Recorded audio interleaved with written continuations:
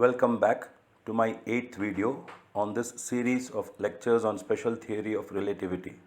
In this last and final video, I will be discussing several numerical problems in various concepts of STR, starting from Galilean transformation and going on to Lorentz transformation, length contraction, time dilation, later on to velocity addition theorem, mass energy relations, etc.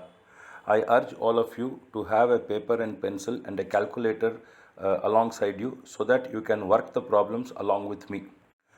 Welcome back to my 8th video on this series of lectures on special theory of relativity. In this last and final video, I will be discussing several numerical problems in various concepts of STR, starting from Galilean transformation and going on to Lorentz transformation, length contraction, time dilation, later on to velocity addition theorem, mass energy relations, etc.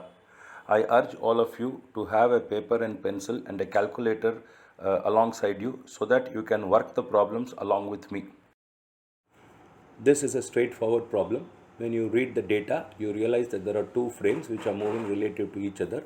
The frame S dash is moving with a velocity v equal to 10 meter per second, and the position of an event at x dash equal to 5 meter at a time 10 second is observed by the observer in S dash. What is this position of the event from the frame S?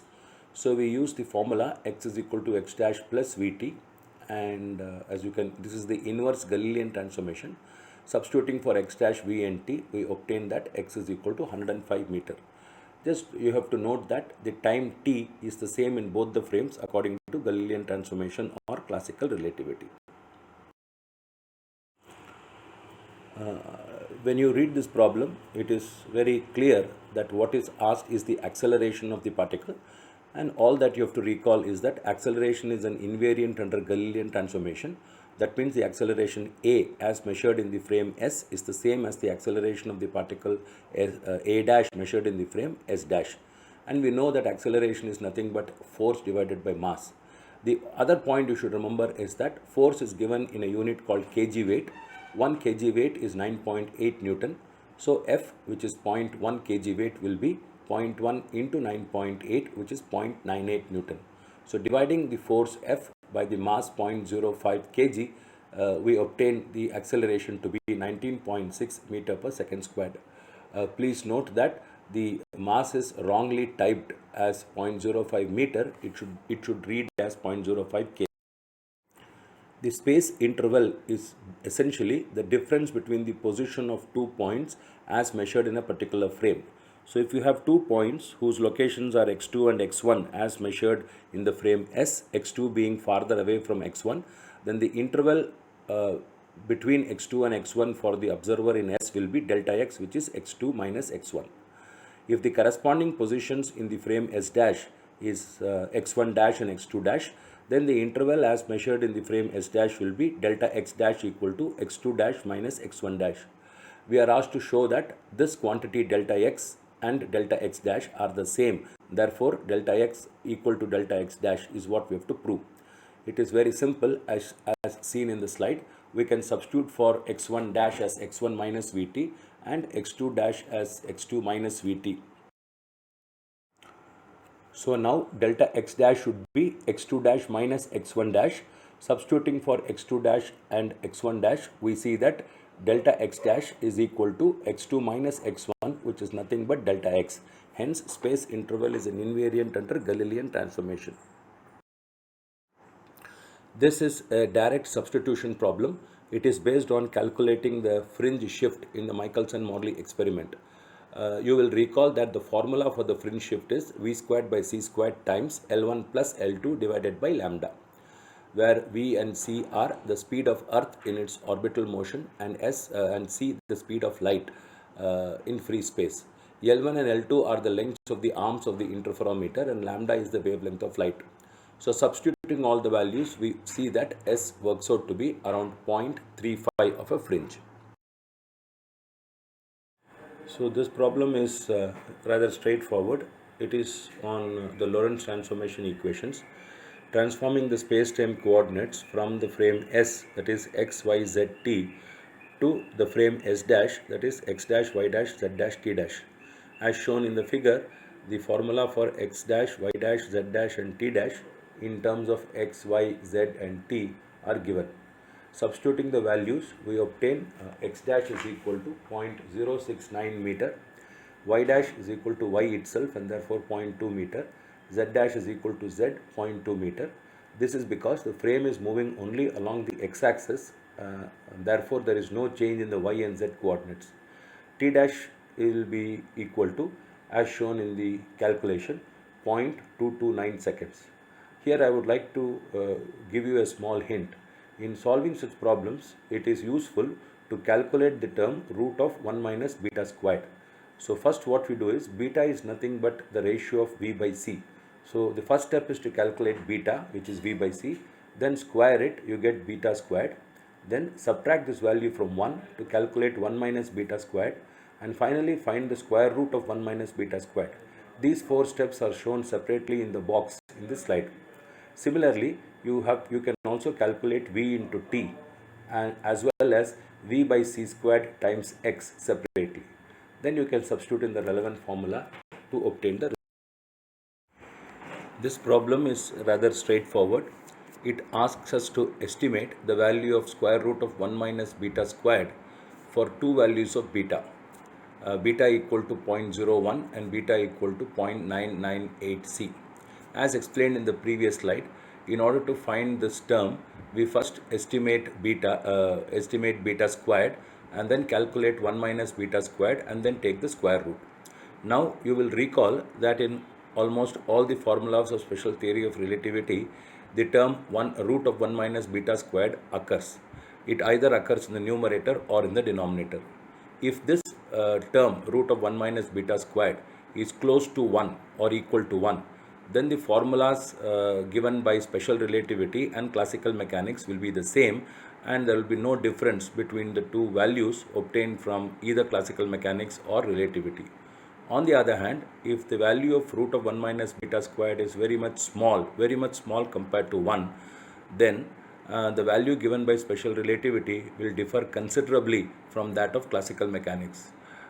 In this problem that is shown on the slide, we have calculated root of 1 minus beta squared when beta is equal to 0.01, and that works out to be 1.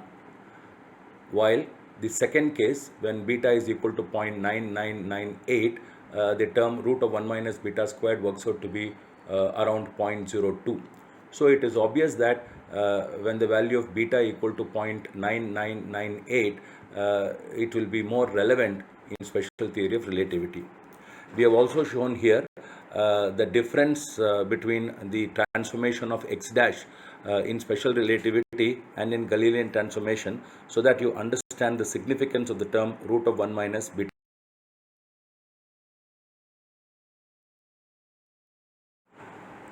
Alright, this problem is based on length contraction. You will recall that when an observer sees a moving object, the object's length contracts in the direction of motion. In this problem, there is a meter scale that is lying A horizontal and parallel to the direction of motion of the observer, and B perpendicular to the direction of motion. We are asked to find the length of the meter scale in each case. The first point to note is that when we talk of a meter scale, it means it is a scale whose length is 1 meter when the scale is at rest with respect to the observer. In other words, the proper length, which is the length of an object when it is at rest with respect to the observer, is 1 meter in all such problems, wherever we mention meter scale. Now, in the first case, since the direction of motion of the observer is parallel to the direction of the scale, there will be a contraction along the length of the scale, and this contracted length, which is called the improper length, is given by L is equal to L naught into root of 1 minus beta squared, or beta is nothing but V by C. In the second case, since the direction of motion of the observer and the length of the scale are perpendicular to each other, there will be no contraction observed along the direction of the length of the scale. Hence, we note that in the first case, the scale appears to be of length 0.8660 meter as shown in the slide, and in the second case the length continues to be 1 meter itself. This is a very straightforward problem, again based on the length contraction formula, except that we are now asking what should be the velocity of a meter scale that when it moves past an observer would appear to be 0.99 meter instead of 1 meter. So we use the formula L dash is equal to L naught into root of 1 minus beta squared, and we work out what is beta because L dash is 0.99 meter and L naught, the rest length, is 1 meter. We obtain beta is equal to 0.14. In the next step we write V by C is equal to 0.14 or V is equal to 0.14 C. In the examination it is enough if you keep the answer as 0.14 C. In case you want to simplify further, you can substitute for C as 3 into 10 to the power of 8 meter per second and calculate the value as 0.42 into 10 to the power of 8 meter per second. This problem, we have a meter scale which is inclined at an angle of 30 degrees to the x-axis. This scale is given a horizontal velocity along the positive x-axis of value 0.5 c.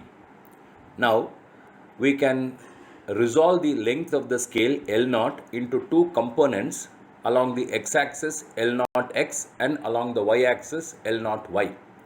The x component of the length will be L naught x, that is L naught cos theta, which works out to be 0.8660 meter. The y component of the length, that is L naught y, works out to be L naught sin theta, which is 0.5 meter.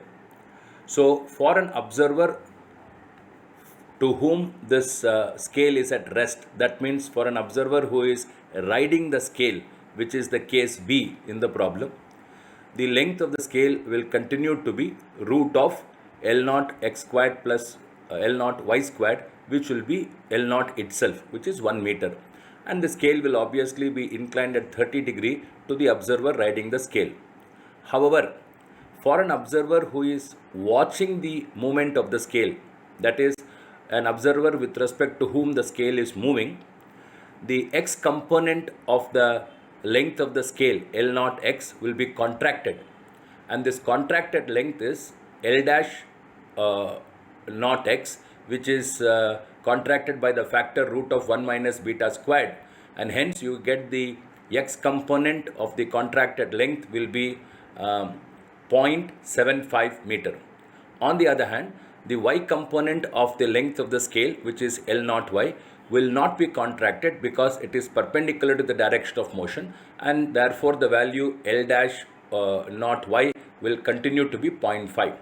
Hence, for the observer with respect to whom the scale is moving, the length of the scale will appear to be L dash, which is square root of L dash naught x whole squared plus L dash naught y whole squared, which works out to be 0.901 meter. Hence, the scale appears to be shortened. Further, the inclination of the scale would appear to be, let us say, at an angle theta with respect to the x-axis, and this is calculated as tan theta equal to L dash naught y divided by L dash naught x, which works out to be 0.6666 recurring or 0.6667. Hence, the angle theta, which is tan inverse of 0.6667, is 33.69 degree. We will now look at a couple of problems on time dilation. The first problem states that a particle has a mean proper lifetime of 1 microsecond and it moves through the laboratory at a speed of 2.7 into 10 to the power of 8 meter per second. We are asked to calculate three parameters. Number one, for the lab observer with respect to whom the particle moves, what is the distance it travels before it decays? B, what is the lifetime before it decays? Again for the lab observer. And finally, what is the distance the particle travels from its own point of view or from a frame fixed to itself? Now, I will recall that when we talk of proper time interval or proper time, it refers to an interval between two events that happens at the same point in a particular frame. While when I refer to an improper time, it refers to an time interval that happens at two different points from the point of view of an observer. Now for the lab observer, the observation of the particle and the observation of its decay are two events that happen at two different positions, and therefore the time interval would be the improper time. On the other hand, for the particle's frame itself, that means for an observer riding the particle and its decay will happen at the same point with respect to that observer, and therefore that time interval, which is called the proper time, is 1 microsecond. Now we can easily calculate this. The improper time t is given by t dash divided by root of 1 minus beta squared, where t dash is the proper time. From the data given in the problem, beta happens to be, for example, 2.7 into 10 to the power of 8 divided by 3 into 10 power 8, which is 0.9. So root of 1 minus beta squared works out to be 0.436. Hence, the improper time, the time interval of decay as seen by the lab observer, is t dash, which is 1 microsecond, divided by root of 1 minus beta squared, which is 0.436, which works out to be 2.29 microsecond. So for the observer in the lab, the particle exists before it decays for 2.29 microsecond. Now the next step is very easy.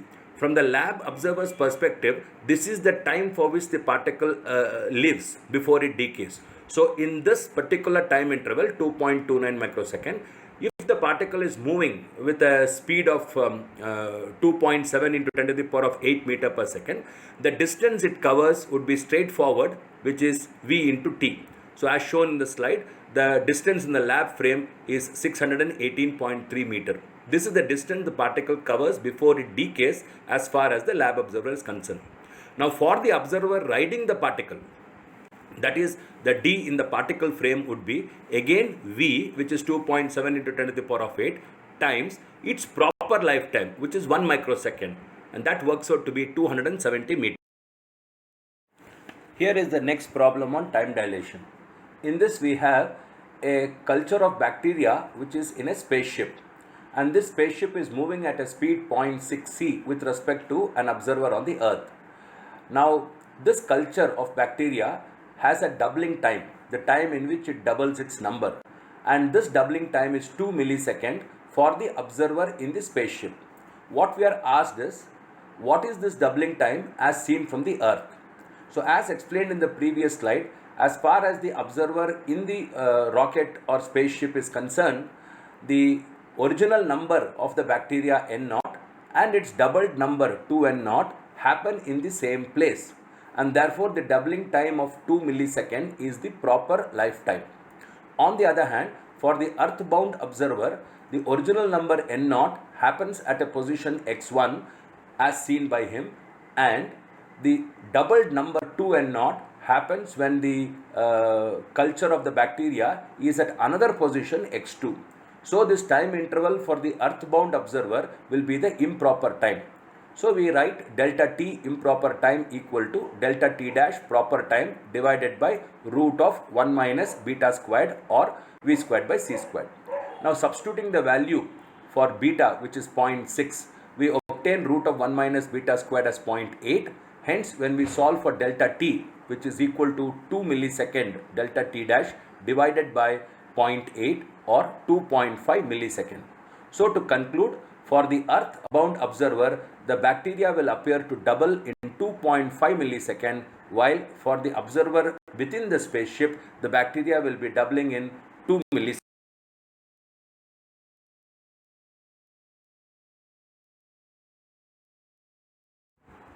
I will now solve a couple of problems on velocity addition theorem. Before doing the problems, let me first tell you certain important ideas that have to be kept in mind in solving problems on velocity addition theorem. The first point is that in solving problems under velocity addition theorem, we should remember that there are three objects involved. First of all, two observers, S and S dash, and third, a particle whose velocity we have to measure. Now, the velocity between the two observers, S and S dash, is denoted by the symbol V. The particle will have 6 components of velocity. 3 components of velocity, ux, uy, uz, with respect to frame S or observer S, and ux dash, uy dash, uz dash with respect to observer s dash in the frame s dash. It is generally assumed that the frame s dash is moving with respect to the frame s with a velocity v. Now the most important point before you apply the formula is to correctly identify which object has to be associated with frame s, which object to be associated with frame s dash, and finally which object to be associated as the particle p. Once this association is done, the rest is very straightforward because we have three quantities ux, uy, uz and corresponding values ux dash, uy dash and uz dash in the two frames, and we have relations that can be appropriately used that you will see in the next slide. Here is the first problem on velocity addition theorem. It's a classic example which will show you the second postulate of relativity, namely the speed of light is independent of the motion of the observer. The problem states that a photon is moving in the lab with a speed c along the positive x-axis. An electron is following the proton at a speed of 0.9 c. What is the speed of the photon relative to the electron or with respect to the electron? So when you read the problem, we first identify that the frame S is the lab frame, the frame S dash or the moving frame is the electron, and the velocity between these two is 0.9 c, and the particle itself which is moving is the photon. Now it is obvious that ux, that is the speed of the photon with respect to the lab, will be c. The speed of the electron with respect to the lab, that is v, is 0.9 c. We are asked to find what is the speed of the photon with respect to electron, that is what is ux dash. It's a straightforward formula. Ux dash is equal to ux minus v divided by 1 minus v by c squared times ux. Substituting the value for ux, v and c, we obtain ux dash to be equal to, as expected, c again. I would like you to try out what would be the answer for ux dash had we used Galilean transformation. This is another problem similar to the previous one. In this case, a particle P is moving with a speed 0.6 c in the lab. It emits another particle Q in its direction of motion, that means in the same direction as particle P is moving. If the emitted particle Q moves with the speed of 0.5 c with respect to the lab observer, what is its speed with respect to the original particle P? If you read the problem twice or thrice, you can easily recognize that the frame S is the lab, the moving frame S dash is the original particle P, and the particle itself whose velocity we need to find is the particle Q. So basically ux is equal to 0.5 c, v is equal to 0.6 c, and we are asked to find ux dash. The formula ux dash is equal to ux minus v divided by 1 minus v by c squared times ux will be used. Substituting these values, we obtain ux dash is equal to minus 0.14 c. A point to note here is, what does the minus sign mean? Now, if you originally see that the particle Q is emitted by the particle P, and if their velocities are in opposite sign, it means they are moving opposite to each other.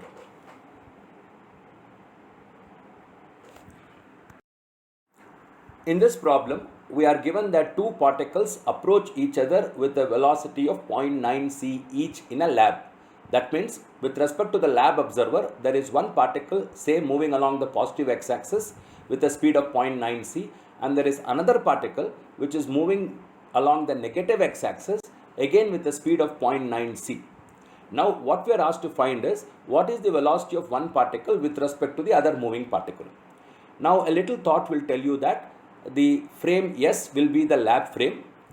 Let's assume that the frame S dash corresponds to the particle moving along the positive x-axis, and the particle itself will be the particle moving along the negative x-axis. With this, we see that ux will be equal to minus 0.9 c, v is 0.9 c, therefore we are asked to find ux dash. Using the formula ux dash is equal to ux minus v divided by 1 minus v by c squared ux, we obtain the answer as ux dash is equal to minus 0.9944 C. I urge you to do the problem by reversing the two frames. In other words, choose frame S dash as the particle moving along the negative x-axis and the particle itself as the particle moving along the positive x-axis, and see what your result will be. In this problem, we have a radioactive nucleus that moves with a constant speed 0.5 c relative to the lab.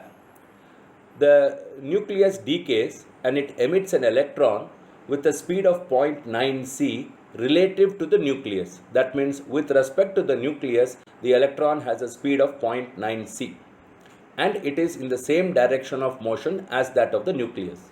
We are asked to find the velocity of the electron with respect to the lab frame. So if you analyze the problem, obviously S again will be the lab frame. S dash, the frame S dash, will be the radioactive nucleus and the particle is the electron. We are given the value ux dash as 0.9 c and v is 0.5 c, so we are asked to find ux. Now using the transformation ux is equal to ux dash plus v divided by 1 plus v by c squared ux dash, substituting the values for ux dash, v and c, we find that ux works out to be 0.9655 c. We now do a couple of problems on mass energy relations and mass and velocity relation. In the first problem, we are asked to calculate the percentage increase in mass of a body if it travels at a speed of 0.5 c. To begin with, we first calculate what is the mass of the body when it has a speed of 0.5 c. This is from using the equation m is equal to m naught, which is the rest mass, divided by root of 1 minus beta squared. Since beta is 0.5, we obtain this m to be equal to 1.1547 m naught. Now, the change in mass would be delta m, which is m minus m naught. In other words, 1.1547 m naught minus m naught, which is 0.1547 m naught. Now, fractional change in the increase in mass will be delta m divided by m naught, while percentage change will be delta m by m naught times 100. Substituting for delta m as 0.1547 m naught, we obtain the percentage change in mass to be 15.47%. This problem is also based on the mass velocity relation. We are asked with what speed should a body move so that its mass increases by 50%. So if you assume the rest mass to be m naught, the increase should be 50% of m naught, which is m naught by 2. So the mass of the body has to be m naught plus m naught by 2 or 3 by 2 m naught. In other words, m is equal to 3 by 2 m naught. Now we simply use the formula m is equal to m naught by root of 1 minus beta squared. Substitute for m as 3 by 2 m naught and we solve for beta, which works out to be 0.7483. Since we know that beta is equal to v by c, we can find out v to be 0.743 times c. We can leave the answer at that stage, or you can multiply 0.7483 by c, which is 3 into 10 power 8 meter per second, to obtain v equal to 2.2245 into 10 to the power of 8 meter per second.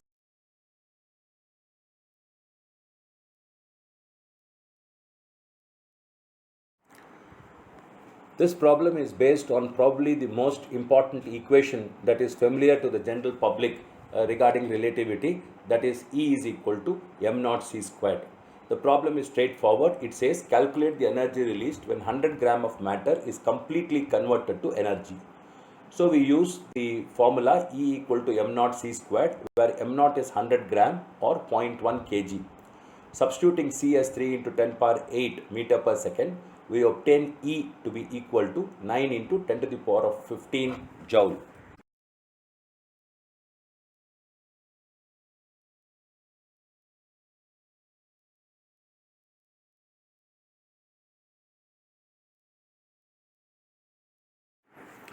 In this problem, we are asked to find at what fraction of the speed of light should a particle travel so that its kinetic energy is twice its rest mass energy.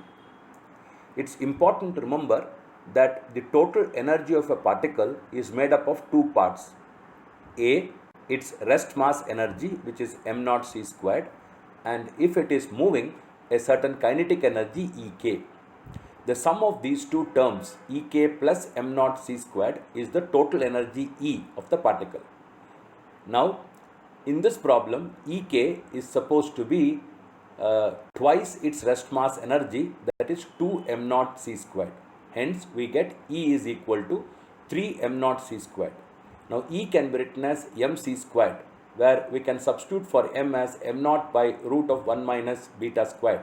Hence, from the step m naught by root of 1 minus beta squared equals 3 m naught, we can solve for beta, which is 0.943, which gives us V to be 0.943 C, or 2.829 into 10 to the power of 8 meter per second. With that, I come to the end of this video number 8 on numerical problems in special theory of relativity. This also marks the end of this course on special theory of relativity, which comprised of 8 videos including this. It's been a great joy and pleasure for me to give this course. I am sure that you have also experienced the same feeling. I would urge all of you to go through this entire set of 8 videos which covers the basic ideas of special theory of relativity. I wish all my viewers the very best in their endeavor to learn and understand this beautiful subject of special theory of relativity and physics in general. Thank you very much.